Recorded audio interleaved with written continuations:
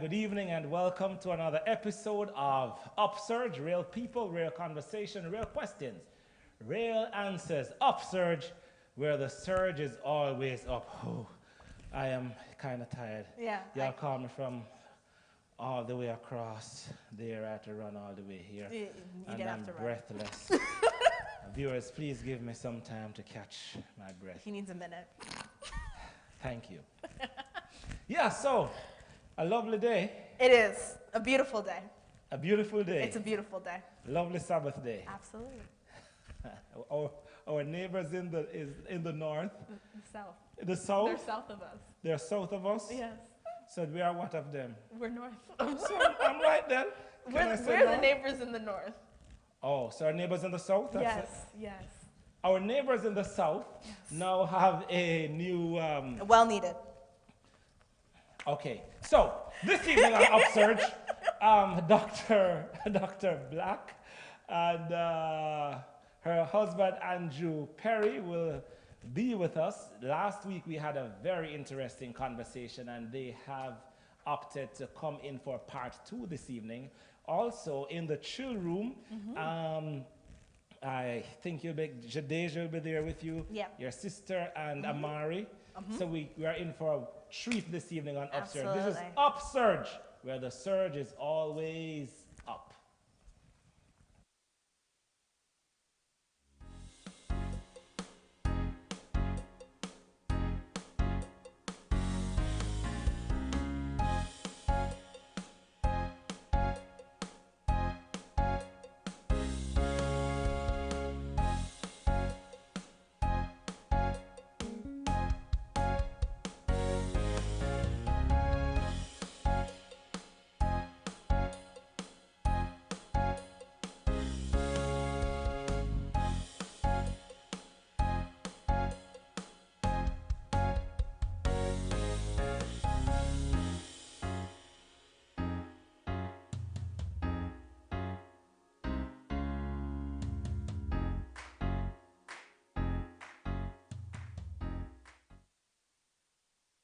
Welcome back to UpSurge, real people, real conversations, real questions, real answers. UpSurge, where the surge is always up.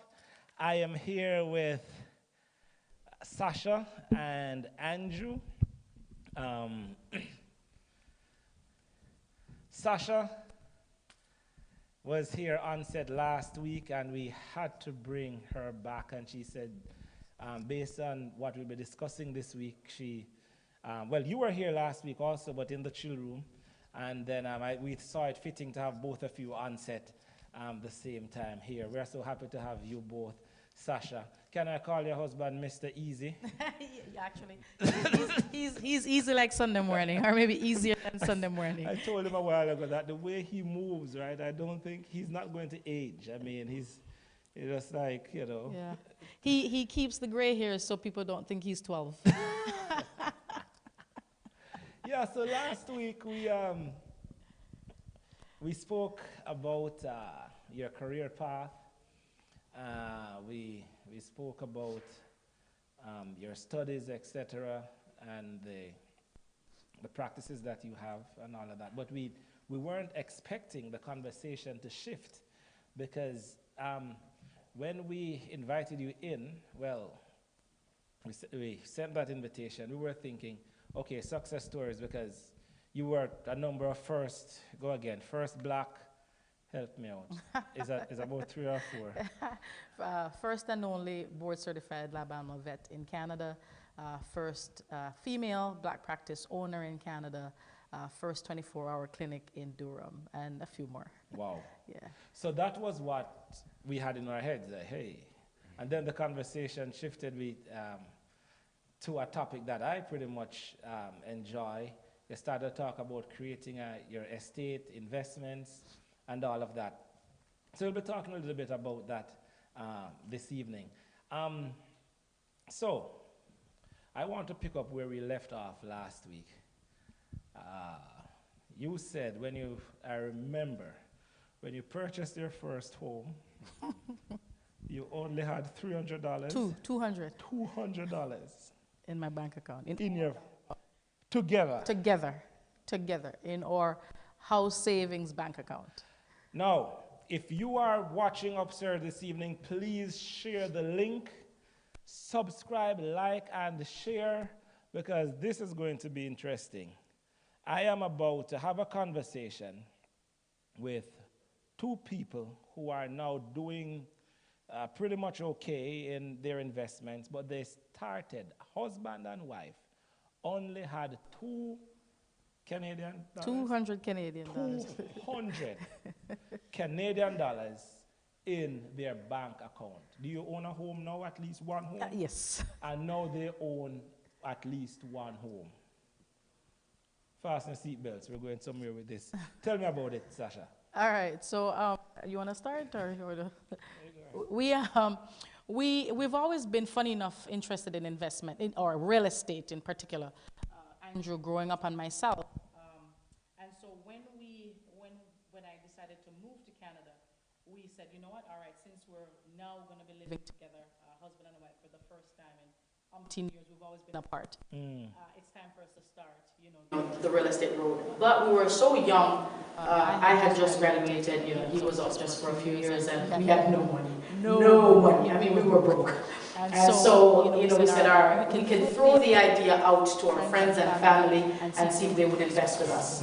And then just roadblocks. Everybody's like, yeah, but if I refinance my house and we lose the money, and what if I lend you that money and you can't pay it back? And we're just giving them every way where we're going to pay them back. We're making promises upon promises. Nobody bought it. Nobody bought it. And so we decided, you know what? We're going to do this on our own. Forget it. We're going to do this on our own. And so we said that the first step is we need to start having some money, because we have $0. So we decided to go to Scotia Bank, which is the bank we always use, and we're going to open a home savings account. I just said something like $200. She's going twice so far. Yeah. So we went to our Scotia Bank, and we said, all right, we're going to open this, and they said, all right, you got to make that first deposit. We made $200 into the account. And so the next month we were going to open the account. that was to open the account. That's it. And so a month later we said we're going to keep depositing at least $200 into the account, right? And then by the next month, before the next month deposit came about, we found a home that we loved, a property we just, let me say Andrew. To be honest, we weren't really looking. Fully. We were just, surveying the place, and we kind of found something that we didn't want to lose. So we were kind of rushed into getting that property, because our goal was always never to rent. We always wanted to buy something, even if we sell it when we move, because we lived in a couple of different places. So even if we buy something while we're living there, we would sell it back when we move. We thought it was always better to buy to own than to rent. than to rent, right? Okay. So that was a bit of advice there to our viewers. It's always better to so it's better to own than to rent. Yeah. As a matter of fact, when we made the offer on this home, it wasn't even on the market. It was getting ready to go on the market. The sign just went up, and we went in and we put an offer in. They had no money, $200. We put the offer in, and then it was a Sunday. We had the last day to decide if we're going to take this home or we're going to forfeit. And we were doing some deals with Scotia, and the lady went on vacation, so we couldn't find her. We couldn't get, nobody could find the paperwork. But in the back of your head, before you kind of lift clutch and change gears, in the back of your minds, you didn't want to rent, you want to own a property, but you only could save $200 Canadian every month. Correct. You started when you came together, because there's so much coming out here, because I hear young people saying they want to get married and they have to be rich and famous, husband or whatever. Right. You start We were broke. We were broke together. Broke together. Yeah. So the next question I want to ask, and hold your point because I don't want to lose this. Why real estate? Why not cars or why not You know, why not say, let's save some money and buy purchase a new car or get some. Car is a How liability. long would you have that for? Yeah. But why invest in real estate? Why not put your money down and watch it in the bank and say, okay, I have $1,000 now. We started with 200. Why would spend all your money in real estate? Real estate is the most secure investment option, and it's the fastest return. And the other thing, real estate outside of the internet. The most secure Yes. financial option and the fastest return. And outside of the internet, which is quite young, real estate is the oldest tool that has made more millionaires than any other investment tool in the entire world. Real estate. Real estate is the most solid thing. The land cannot spoil. The house, unless you need And it's true to. you're talking, because from creation day, when we see land, we see God make it anymore. It's still there. I mean, we can borrow some land from somewhere and dump it up somewhere else, but it's the same land. There's no more created. So that's why we chose real estate investment. It was solid. We had enough information that we could research. We knew enough people that did it that we could pull knowledge from. So that's the tool we decided to choose. Yeah. Okay, so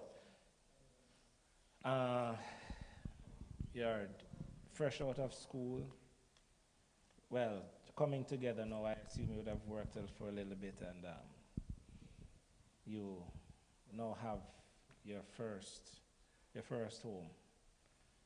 So I assume that you moved in with some money now, could purchase some furniture. Furniture. I think we became furnished years later. That's funny. Funny enough, we bought our second property before we furnished our first home. Furniture, again, is like a car. It's a liability. Why do you need it? There's bean bags. There's a futon to sit on. Why do you need an expensive? As a matter of fact, it's funny. Hold on. Let me tell you this. Before you say hold on. We just bought our second bedroom set in our entire 15 years since that first purchase. When we bought our first bedroom set. So we were just buying. We bought the first for $900, a complete bedroom set, and we just finished the rest up. Thanks to Leanne for delivering that to us. Let me tell you all something, viewers.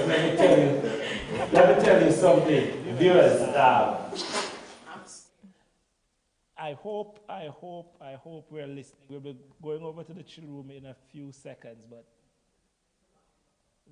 this couple purchased 2 homes before you purchase a home before you consider ever thinking about bedroom set. Don't need that. And this is your second bedroom set after 15 years. After 15 years.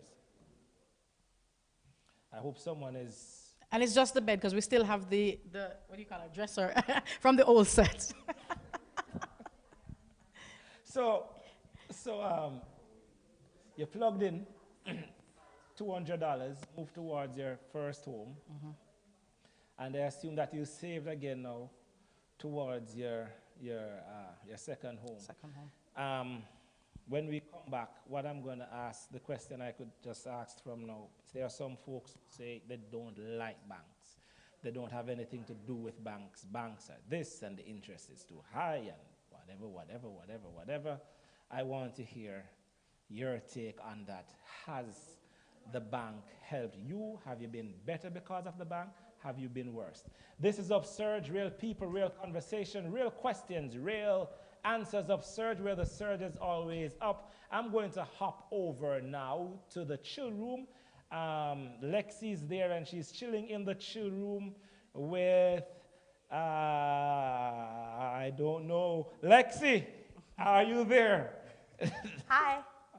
Okay. I'm here. I'm in the chill room with Kamoy and with Kenzie. Okay, Kimoy and Mackenzie, over to you. We are here. I guess you're seeing us, maybe seeing us. Okay. So we've been chatting here. We kind of ended up on a topic somewhat. So the topic of our session has been if we marry, if we're broke. And so, Kamoy, you said that Wait, break it down. Break it. So, no. Let me go back through this. Right?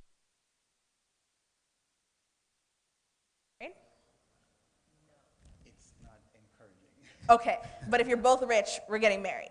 Sure. It could work, yes. Okay, so come on, in your situation, if you're broke and she's rich, you getting married?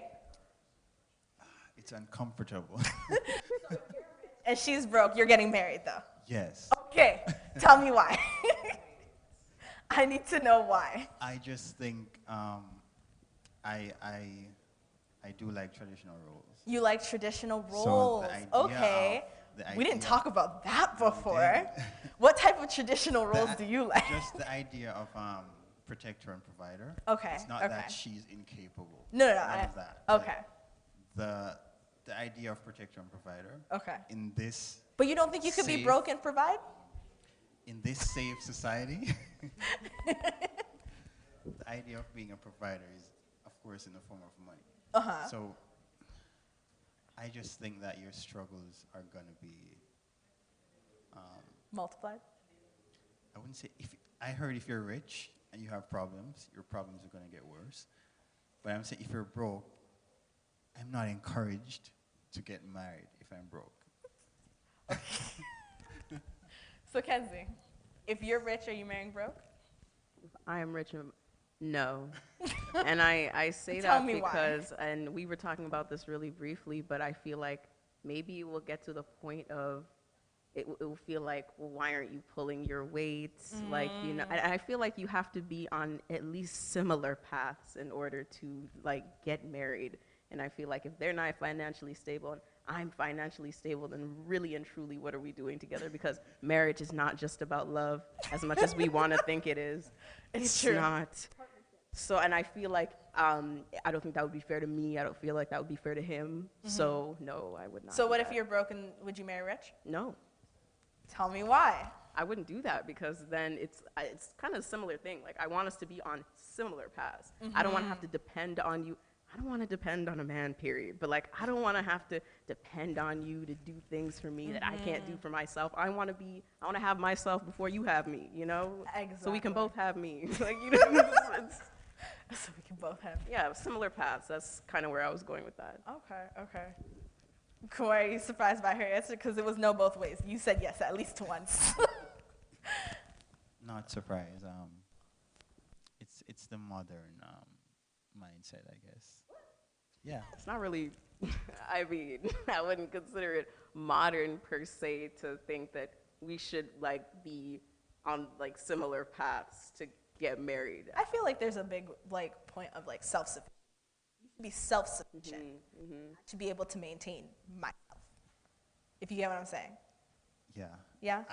Maybe I don't consider self-sufficiency as rich. Well, Or no. yeah. No.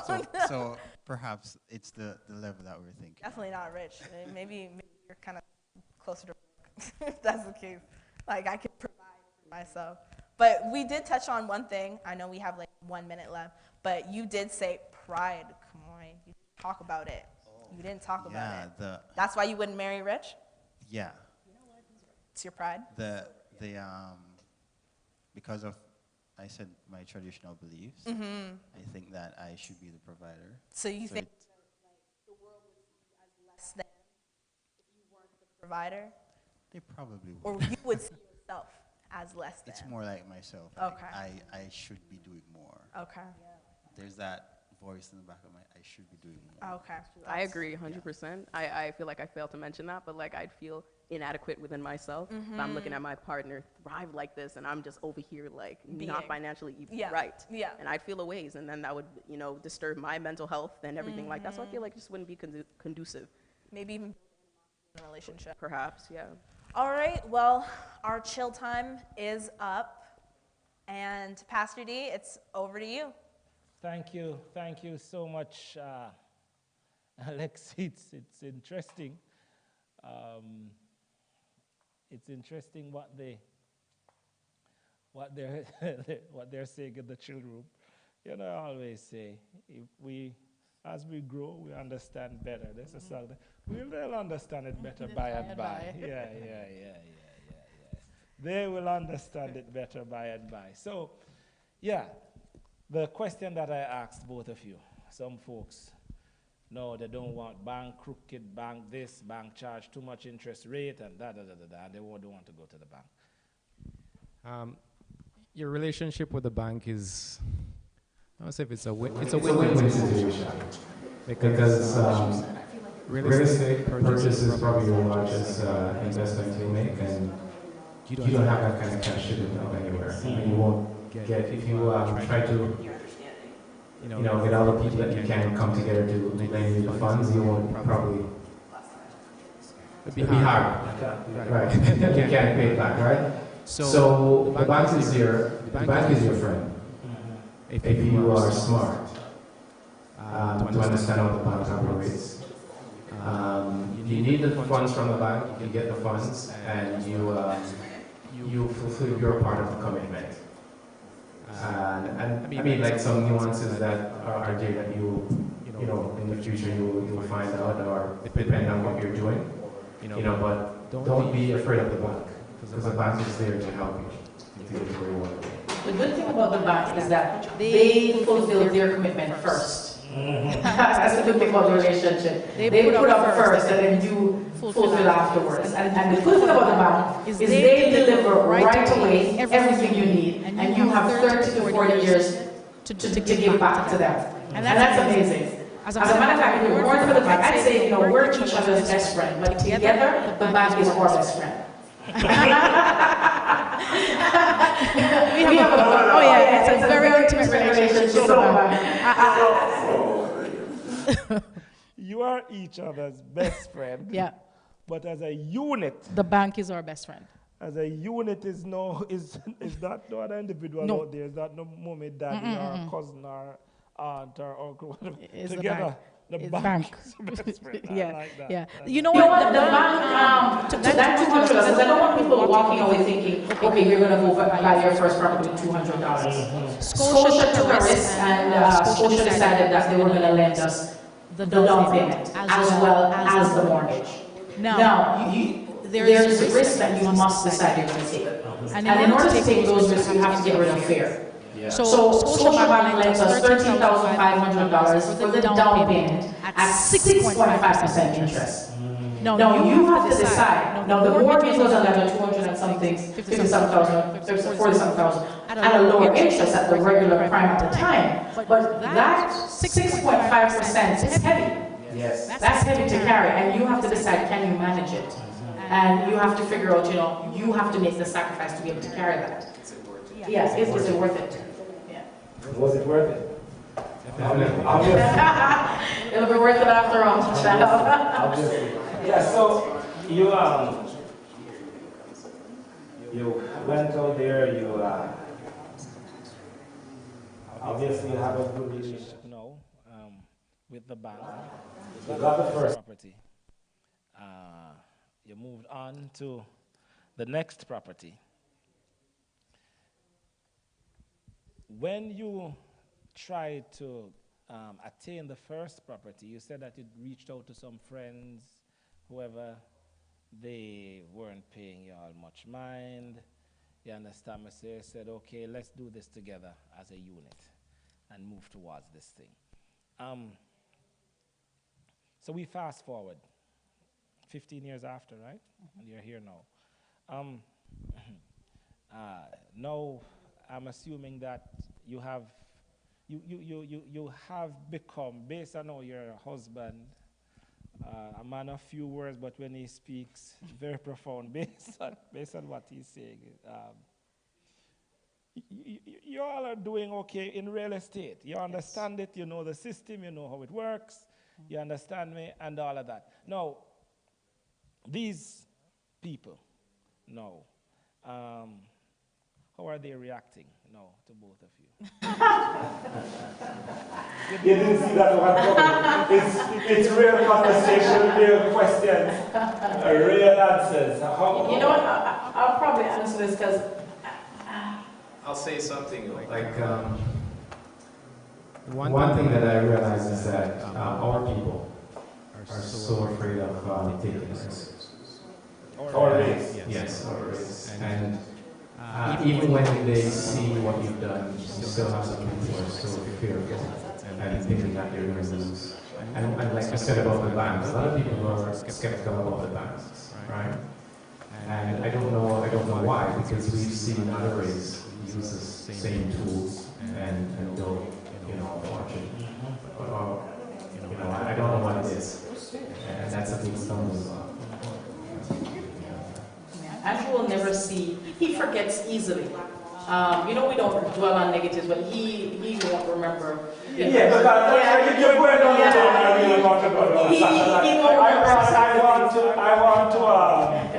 I want to go down the road. This. Anybody like you went to them and like, hey, help me out. No help. And now you're doing well. What is the bad mind factor going on? Right? That's what I'm trying to get at. What's the covetousness? Is there any covetousness and bad mind factor? We try and we try not to see it and to dwell on it. Yes. But there have been a lot. People have stopped talking to us. Wow. And it's weird to find out, to see why, because something about us, especially more Andrew, whatever, every time we make a step forward, we stretch our hands behind us. We're trying to pull. We're trying to pull everybody with us because we don't want this. There's enough pie to go around. And I always tell my friends, I will teach you everything we know about real estate. Why? Because if you decide you're going to become a competitor in Toronto, I'm going to go to Alberta. Yeah. If you come to Alberta, I'm going to go to China. Yeah. It doesn't matter where. There's enough real estate for everybody to get a piece of the pie. There's enough for everybody. And so we've never not taught. No. Enough is there. Enough is there. And we're willing because we've done it and it was hard at first. And so we don't want it to be hard for you. So we're willing to share our resources, our lawyers, accountants, everything with you, the agents and all, and show you, tell you step by step where we went wrong so don't make that mistake. And the more we do that, it's the more friends we lose. Which is weird. Very weird. But together we still move forward, and those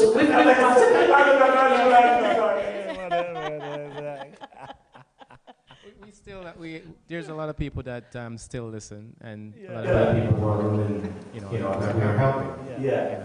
So it goes both ways. We've had people who've come back to us and say, you know what, I should have listened, and I was wrong. And those people, you help as where we can, you help. Because you could do the worst to us today, and we'll help you tomorrow again.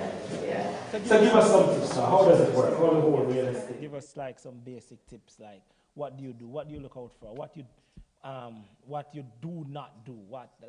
How does it work? Somebody wants to know, like somebody's watching now and they are saving and they're a bit timid. They want to know. They know that real estate is the real thing, but they want to know really how does it work? How do you shop around? How it works? Some tips. A few things, a lot of things. One, build a team. As you're saving, build a good team. I'd say that's a good one. Have a good realtor. Not all realtors are equal. So if you're buying an end goal, if you're just buying a home, that's what you want, then find a realtor that's good for that, where it's the end on. If you're going to be an investor, find an investment agent. They're different. Our agent, and I'm telling you, he's the best in Canada. When he sits down and he shows you the numbers, because that's what he does. You want somebody to sit with you, show you how much you're going to spend, how much it's going to take if you need to fix it, the rental income that you're going to get from it, all that. And once they work it out for you, you will be able to then make the leap. But the first thing you have to do when you're deciding to go into real estate, whether it's your own home, is that you've got to get rid of that fear. The fear factor is real. Yeah, because our agent asks the question, where would you like to see yourself in 5 years or 10 years? So he's using that question, information, to kind of build how he's going to chart us going forward. So you need agents like that. When you study the Bible, when you look at Scripture, you realize that making right investments and making money is holy. Yeah. A lot of people haven't realized They haven't realized that using your head to make the right investment, it's holy. Creating an estate is holy. We're going to hop over to... Before you jump to the children, the The Bible Bible is the best investment book you can ever read. It is our number one tool that we use. And as a matter of fact, a friend of ours wrote Joseph Memoirs, an amazing book you should buy. It teaches the life of Joseph how to become actually successful in investing. Okay. We have been getting so much information. We are going to bounce into the chill room and hear what Alexi and Jadeja, they are saying there. I don't know who is getting married next. Alexi, over to you. Hey. All right. We are here in the children, like you said, with Kamoy and with Jadeja. We've actually just been talking about partnerships and friendships and business, or friendships and group projects, and just working in partnership with people that you're close to, and kind of how you can see that blowback or how it works out sometimes. I don't know if you guys want to throw your commentary in there. Sure. I mean, I definitely think it depends on, in terms of like working with a person on a project, or what was the other thing? Just working with them. Oh yeah, just working with people in general. We were talking about group projects. Come on, you said you are more likely to be serious in a group where you don't know the people. Yeah, if I don't know you, we just came together randomly because we were assigned to a task, then I'm gonna just complete it nonstop. But then with friends, you tend to be more casual. I tend to be more casual or slack off. So yeah, I prefer, if I have the choice of choosing who to work with. I mean, I totally get casual. Casual is a thing, but for me, I feel like if I'm working in group projects, I'm more likely to work harder for the people that trust me and depend on me and have depended on me in the past, like people that are close to me, rather than complete strangers. Honestly, I could kind of, like, we can do well, or it could be a flop, and I can go, and it won't be any skin off my back. It won't affect our further relationship. We probably, you understand what I'm saying? So with people I don't know, there is that possibility of me slipping a little bit, but with people that depend on me and are close to me, I feel like that's where you put in the real work. I don't know. So you and I see things differently. It's different. But I guess the reason why I prefer that side is, just in addition, there's also, if it goes south, we go our separate ways. You're right. You're right. So, Jadeja, in your experience, have you ever had group projects? I'll say group projects because that's something we can all relate to. I can't relate to business ventures with friends because I feel like that would be so scary. But group projects, have you ever had those like headbutt moments with some people and you're just like, we can't be friends after this?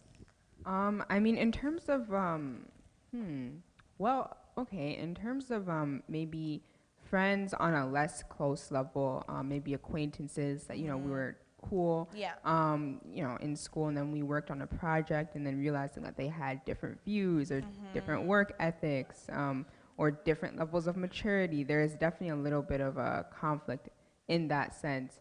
And it made the, I guess also the casualness of it, you know, just used to just, you know, talking, chilling, and then when it came time to work on the project, it's like that kind of attitude sort of carried over in a way, made it difficult.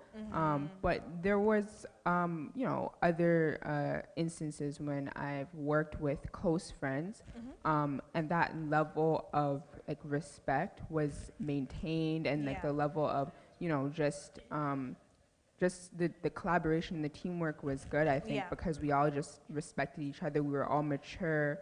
We all understood like the end goal at hand and how important it was to reach that. So it did work out really well, and we're still friends to this day. You know? So, that would be ideal. I mean, in the case of like friendships and money, I've seen in certain circumstances people have lost friends over $10. Like, I've seen it. no, but in reality, have you ever had friends that you don't know how to feel about them with money related?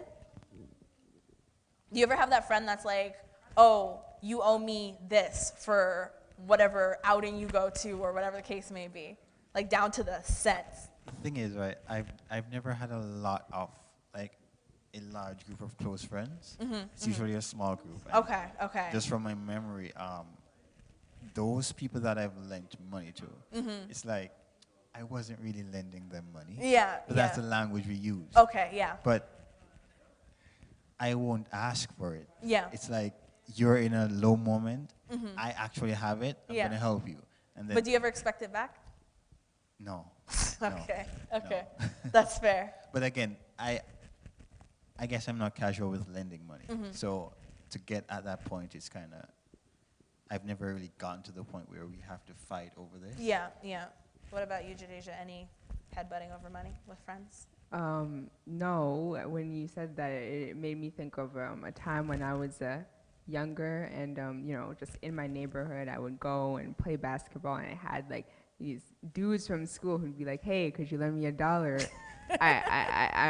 The convenience store, I'm really hungry, and I'm just like, all right, well, you're gonna give it back to me? Oh yeah, I'll give it back to you at school. All right, all right. That happened like 5 times, and still no dollar to this day, like $5 over. But hey, forgive and forget, so that's over with. It's light, right? Light thing. All right. So we don't hold grudges about money here.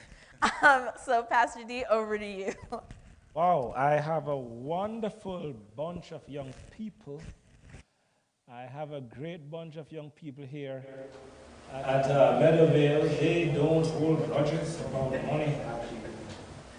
I think after the show, I'm going to talk to somebody, right? I'm from borrow some money from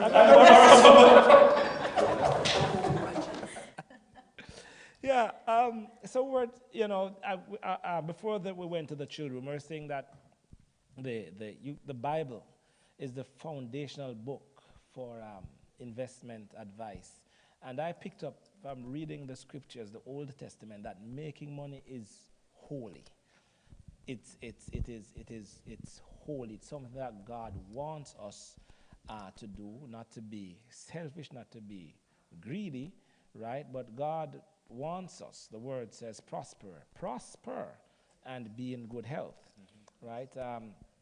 And a lot of the prophets of old, we look at a man like Job. He had so much, but God was priority in his life. When he lost it, he still clung to God in faith, and God rewarded him sevenfold what he had prior to he losing it. There are different ways to invest in real estate, right? Some people tell me, some would rent, some would flip it. Yeah, you have different strategies. My husband is a dolphin. He's a flipper. He's a flipper.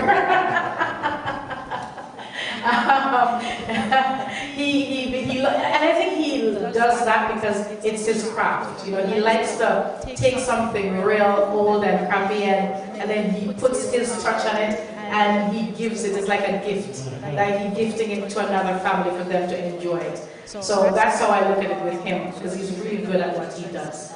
So he's a flipper. Me, I'm a holder. I like to, for me, it's generational wealth that you create when you buy and hold, and you can, over time you can switch them out. You get rid of some that you see, maybe not the equity isn't building up as fast or anything like that, or if it's going to start costing you too much in repairs, and then you freshen the amount. So you have that. You have where you can invest in single homes, duplex, big apartment buildings, a lot of different ways that you can invest. As I said, together singly, or you can go into partnerships, but make sure that the partnership is with people who think like you. Wow. It has to be, because we've had some collaborations that went very well. It's like singing in a group, and some people. It's like singing in a group, and you're singing your soprano part well, and the alto is all right, but you have this tenor that is way off. Way off. You know the group Flop, right? Yeah, and no matter how you're The trying to boo bring you in the off stage, tenor, it yeah, not happen. It just not happen. Not happening. Yeah. So in collaboration, you want to have folks who thinking like you, singing the right notes. Willing to take the risk. Willing to take the risk.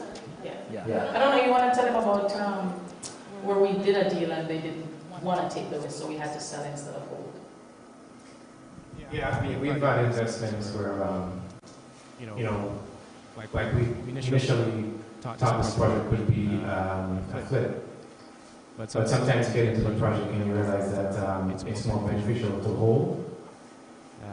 Sometimes some people don't want to hold. They just want to, get the money quick and go. Which, if you had held on to the property, you would probably make a greater return. So different situation may cause, like financial situation, or maybe you're not comfortable, or whatever the case is. But when you're investing, you have to you can't be committed to any one strategy. It's just the project sometimes dictates which way you go. I know we are waiting into the conversation, but there's something I want to ask you. So there are some single people, not everybody is married. So as a single person, they're and it's like the marriage thing. It's not happening, right? So they don't have anybody to partner with in a marital relationship. Can they also? Is there any space for such people, single people in real estate? Absolutely, lots of space. Lots of space. As a matter of fact, we can even share some of those because what we do is, again, when we say partnership, and you can also be single in a married relationship when it comes to in your investment mind, because your spouse is not, as they say, your spouse is not willing to take that risk, and we've had that situation. Also, where one of our partners, his spouse at the time just couldn't take that risk, couldn't buy into the vision. And so he took the lead because he wasn't doing it for himself. He knew that at the end, the family is going to benefit. So he jumped in a partnership with us, and then in the end, his wife did join in, because she saw the vision, she caught wind and realized. So you need a lot of money. You need a lot of money. You need a lot of resources. You started with $200 anyhow. We started with $200, but the bank had to lend us the rest. Yes, it depends on how you go in, how you talk to the bank, how serious you are, like, how you build your portfolio, how you present yourself. I mean, in North America, it's largely dependent on your credit. Right. So your credit is very critical, and the rest of the bad credit, you try. Yes. Yes, and the loan part of the major part of the funds you'll get through a loan, and the rest of it just you can get family and friends to kind of lend you that, or you may have some investment that you can cash out and use that. And for the single person, what they can do. So we're talking a lot about the banks, but the bank is just one segment of real estate where you can get money to borrow. You have Class A, which are your banks, Class A, Class B, but you have the private lenders. So if the bank is willing to qualify you for $200,000 and you need $40,000 for your down payment, you can check the private lender. It's going to be at a higher cost, but is it worth it? It's worth it. Okay. It's worth it once you're able to put the work in. It does take a lot of work to invest. You will lose, you will win. You know what I think of that episode? Because there are some folks, when you talk, it's like they just want win. They're looking at the interest that the bank is getting and all. They're not looking at what they are getting. Look at what you are getting. You can't just win all the time. So the Bible is your main book, but are there any other material that you like read to get tips on real estate? Anybody you... Someone told me a few days ago that the President of the United States, not the president-elect, the president, he might, in the eyes of many people, he might not be the perfect president, but they see him as a good businessman. I don't know. He has some good strategies. You think so? Or okay. he has some strategies that you can use to be quite successful. Yes. You know, he has done good and bad in his investment, but yes. He owns a lot of real estate. He does. Okay. So how do you go about? Do you have a model that both of you follow, or have you created your own model? Over time, we've created our own. We started out, this is Russ Whitney for those who don't know. Okay. Russ Whitney is one of the gurus of real estate of past times. And so when we started, it's funny, it was my birth, it was her first wedding anniversary. And I was living in Atlanta at the time, and homeboy came to visit me, and he was going to take me out for our anniversary. I got so excited. We're going somewhere fun. And so we go in a room where there's a bunch of other people, only to find out this guy took me to a real estate seminar for our wedding anniversary. And you know, they were quite romantic. But it was very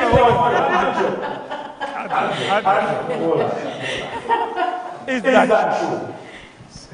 Did you take your wife to a real estate seminar for your wedding anniversary? I must admit.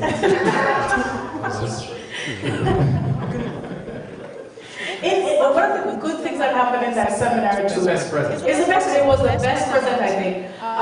When they were presenting, it was Russ Whitney. And so they had the Russ Whitney book, the book we still have today. I must say, I'm married now, going 13 years. Next July will be 13 years. I'm going to try that, you know. I know my wife is watching, but I hope she can see the vision. Otherwise, you'll be in serious trouble. Otherwise, that 13 years is down the drain. Yeah, you were saying. Yeah, so the presenter, as he was in his the middle of his presentation, he held up one of the Russ Whitney books, and he says, you know what, who wants this book? And everybody, you know, put their hand up and whatever, me. And this, I think this is the boldest step I've ever seen my husband make, apart from approaching me to say he wants for me to be his wife. But he got up from our seat, and I'm like, what's this dude doing? He just raised up out of the seat, walked up to the gentleman in front of him, and took the book out of his hand. And went back and sat. And the guy says, that's a guy who wants the book. And that right there was it propelled our real estate journey. We realize now, if you want something, you don't just say you want it. You get up, you go, and you grab it. But when we come back, I want to watch something like that. You knew the trick, that's why you did that, and your instinct. Okay, we're going to hop over now to the chill room.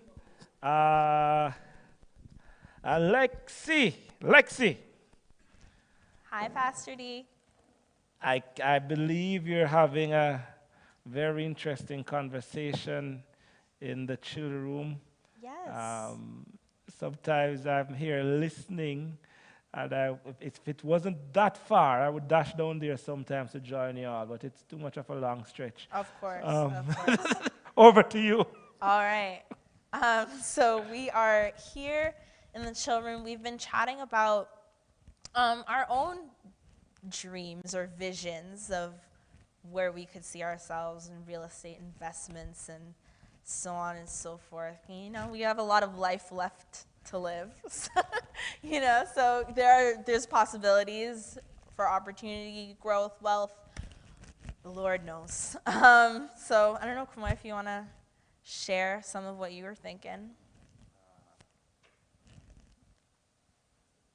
It's more along the lines of, while it gives profit, it also gives back to the community. Yeah. So I like healthcare.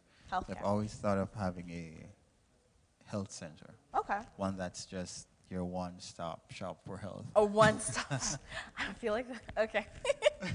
Okay. Where you could just get all your necessary treatments at one center. Yeah. No matter how complicated it might be. Okay. Just at that place. At that one place. That's your far off dream. All right. All right, that's cool. What about you, Kenzie? Okay, well, I feel a little low about mine then. It's okay. I mean, it's a little bit your different. dream is your dream. Yeah, I mean, okay, well, I want to, when I get older, I want to be able to be comfortable enough to buy a really nice house for myself and say I have a family or a significant other. I don't know, but I would like to be able to support myself and be comfortable in a nice house. Yes. That's my dream, I guess. Yeah, I feel the same way. I want to have, like, nice little house. Be comfortable. Yeah, you know? Maybe I'll even be like those people that can, get a nice little cabin. Yes. Oh, good for you, Bouger. Yes. And I mean, like, I have my far off dreams, kind of like you, Kamai. I want to, future social worker over here.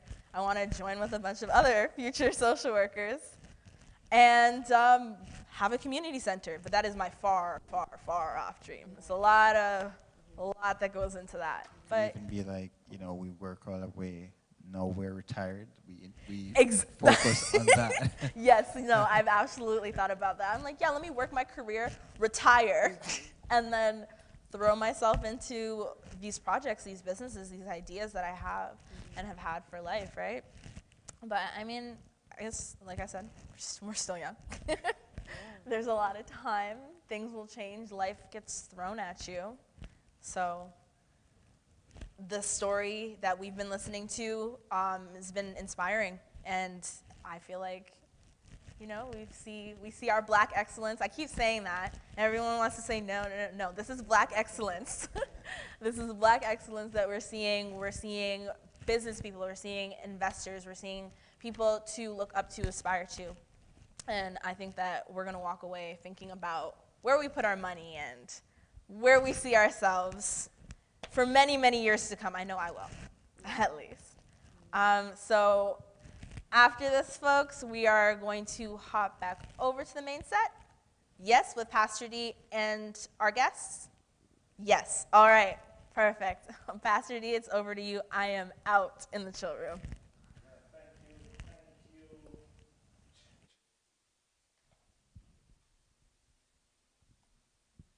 Thank you, Lexi. We just taking a minute or two from you. We'll give it back to you. We're borrowing a few minutes from you. When I borrow, you pay back, right? Okay. Yeah, I think we're just trying to get something sorted out with I don't know what the camera crew told me that they're just sorting something out with either the audio or the visual in the chill room. Yeah, so when you went up and you took that book, did you watch it before on TV and knew that it was a trick? Or was it just instinct? Just instinct. Just instinct. Yeah. Nobody would even believe. Well, first of all, I didn't see anybody. Anybody who know you would think that you did that. That's what shocked. That's what shocked. No, but I actually, he was really saying, like, who wants a book? And you could see that he was kind of, giving some. Yeah, he was giving some hint to me. Yeah, he was giving some hint that anybody who wants a book will really come and take it. Yes. Because he wasn't doing anything else, like saying, okay, you are doing that or whatever. He just says, who wants a book? Yeah. And I just figured, like, he just wanted somebody to come and take the book. Yeah. And since then, he's studied the Russ Whitney model. I have studied the Robert Kiyosaki model, and we have one of our other investors, actually, who studies the Donald Trump model. Yeah, and so he has a model too? Yeah, and so we call him Trump. But what we've done is we've read a lot of... We're almost out of time for the whole UpSurge. Is time really up? No, okay. We have a little bit. Okay, yeah, go ahead. Yeah. So we have where we've studied different models, and not only real estate. When you're going to invest like that, you have to study communication. You have to study how to deal with people, how to approach businesses. So business books, real estate books, communication books, all of that you have to study. So you have Russ Whitney, Trump, and what's the other model? Robert Kiyosaki. Robert Kiyosaki. And there are others. There are many other gurus out there who we've studied the model and decide, there's one book that we use here, More Than Cash Flow in Canada, that we use as well. So different books, but we put it all together. We take what would apply to our situation and we build our own model. Because not everything that works for somebody else will work for you. And so you have your own model. Do you plan to write your book any day soon? People have to ask me many times when the books are going to be released. I really think you should, because you both of you identify with a culture, a context, right? Where, we can identify with. Like, folks watching say, oh, hold on, I thought this real estate thing is for like other folks. I didn't know that we could really sit down and put things together. And so that, I think that should be, and remember when you write the book, Well, no, because we actually, one of our books, if I even tell you the title of it, you're going to want a third and fourth series, and we're going to stop at 2. Because one of it, Faith is a Substance, the big heading, but what the subtitle is, He was laid off, I was fired, here we are now. And, that happened, and it was one of the best things that ever happened to us. We won't have time to get into that. We need part 3. I told you you're gonna need like a whole series or life actually. So he was laid off. He was laid off. I was fired, and it was the best thing that ever happened to our investment and our portfolios in terms of giving us the courage and the ability to not ever wanting to be in that position again. So we created an opportunity where we were now hiring. And we try not to fire, but we've created where we have the jobs for people, where we change lives, where we're able to help people to empower themselves and their investments. Why didn't you tell me this part of the story before? We're out of time, and this is when you're going to tell. Before you finish, though, I just wanted to bring one point across about the charitable part of what we do. Yes. Because, having wealth is great, but the driving force is more important. Yes.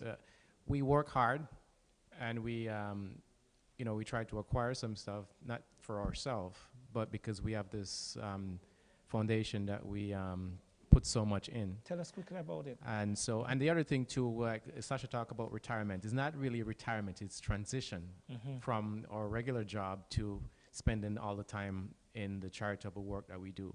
So we go places like, we've been to Costa Rica. We had a school down there that we replaced the roof, and we did some washrooms and stuff inside, do some tiling and all that stuff. It was one of the Adventist schools. And we've been to Jamaica a couple times. Good. We do 5 years in a row. 5 years. They do the missionary, medical missionary. Yeah, we partner with Operation Big Blessing with our foundation, and we do the medical mission down there. 5 years now. We do different communities. Yeah, we do different communities. Yeah. So and of course we. God blesses us and bless us. Right. So that's actually how we see it. And we help other people, like food and whatever. So that's we have a scholarship fund as well. So that's what we want to do full time. I know that both of you continue to be close to us and friends here at Meadowvale. Because the wealth of knowledge that you're sharing now, it's so much, right? People, it's invaluable. Folks here really need to hear this kind of stuff. So, you lost your job. You were laid off, fired. Before we close off, right? I have to get it. What has been your biggest loss? Biggest risk, biggest loss. I think for we've had. Let me say this. It's not losses, they're experiences. They're not losses. They hurt and they're happy. But they're not losses, they're experiences, because they've taught us very, very valuable lessons in when we're making the next moves that we avoid those errors. But I think for Andrew, the biggest loss was when we had to sell Bainzo, which is the waterfront, which is our first home that we purchased, that $200 house. For him, because he was so attached to that home. And it was a beautiful lakefront. We were right on the waterfront, 80-foot waterfront, and the St. Lawrence River. But it got too far. I think we're getting old and the drive was too much for us. And so we have to admit when age has defeated us. We gave in and decided that, you know what, it's best for us to release that out of the portfolio. And it took us 2 years for him to decide, okay, you know, he was flipping flops. He's a dolphin. He flips and flops. It took us about a good solid 2 years or so for us to say, okay, let us let it go. So I would call that a loss because it's a heart loss. It's one of the heartstrings that went. But we've lost a lot of money. But as I said, we use it as stepping stones. There's no someone in the whole No. You'll gain. You can't show one investor was a loss. So it's a part of the We lose, we gain. This is UpSurge, real people, real conversations, real questions, real answers. UpSurge, where the surge is always up. We're out of time, but 1 minute, Sasha, 1 minute, Andrew. A quick word of advice. Well, 30 seconds each. A quick word of advice to someone there. I like that both of you are also philanthropists. What word of advice is there to somebody who is out there thinking about investment, thinking about helping someone, and they think they don't have enough to help the person? I'll go with you first, Lady Sasha.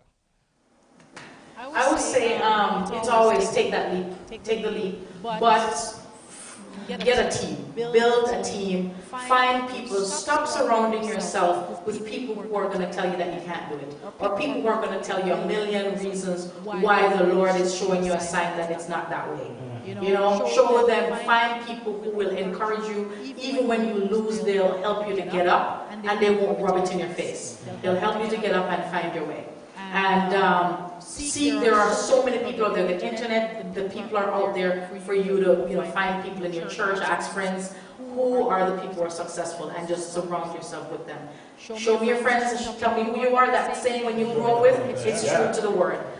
When you find people that uplift you, you can't help but be uplifted. I would say you don't have to be rich to give. Right? The Bible tells us we give, we receive. So if you're not able to do it when you have little, you won't be able to do it when you have much. So always give. Whatever you have, you can share. Right? And the other point I'd like to make is, if possible, always try to be your own boss. No one can fire you. You can fire your own boss. Yeah, you can fire yourself. So open your own business. And even if you work for somebody, have that other source of income. Nobody can tell them advice, right? Some advice. Thank you both so much for joining us this evening. It was a pleasure. We have to get you both back on the show. I know you have busy schedules. I mean, it was so interesting. The camera crew was here, and even at some point they were distracted listening to what you all are saying, and I have to be beckoning to them, hey, remember you're on the camera, right? But it was so interesting. I understand so much while, they were distracted. This is UpSurge, real people, real conversations, real questions, real answers. UpSurge, where the surge is always up. I'll be waiting on Lexi. I think they went to get her. So we'll be closing off in a few seconds. UpSurge, where the surge is always up.